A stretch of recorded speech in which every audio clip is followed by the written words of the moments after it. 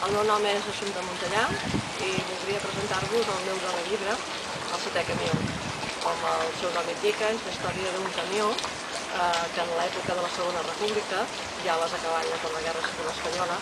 al gener i febrer del 1939, portava part del tresor de la República. Era un contingent d'evacuació de 71 camions i aquest darrer, el setè, doncs es va perdre pel camí. I tot el seu or i tot el seu material que portava d'aquesta república, d'aquest darrer valor d'oxigen que tenia aquest govern legítim per poder marxar cap a l'exili, va quedar perdut per les muntanyes de l'Alt Empordà, de la Vajol, de Llillana, de Darnius, i és la història una miqueta barreja de memòria oral de tota la gent que va viure aquell procés del final de la guerra,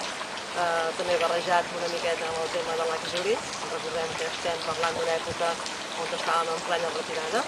i per tant hi ha molts episodis tant de memòria oral i un fons històric que era la retirada i sobretot d'un camió que va perdre la seva càrrega i encara avui hi ha gent que l'està buscant.